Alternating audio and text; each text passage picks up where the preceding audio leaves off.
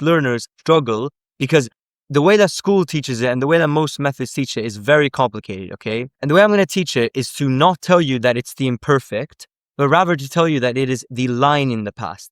And that all it means is was or used to, okay? So I like to think about this tense as on the timeline, right? There is a period of time in which something was happening. A line in the past, okay? And that sort of line, and that is what defines this past tense, okay? And so it is helpful to think that it directly translates to someone, for example, I was eating or I used to eat, okay? For the verb comer, for example. But it doesn't work that way all the time. For example, a verb like, for example, to be born in Spanish is nacer, but in English we say I was born. But in reality, you weren't born over a period of time. You were born at a point in time.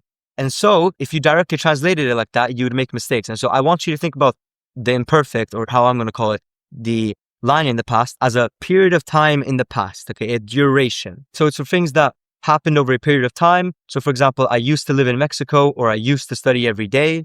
Vivía or estudiaba. And it can also mean was, like I was living in Mexico or I was studying every day. It's was and used to. Now, the way you conjugate these is simple.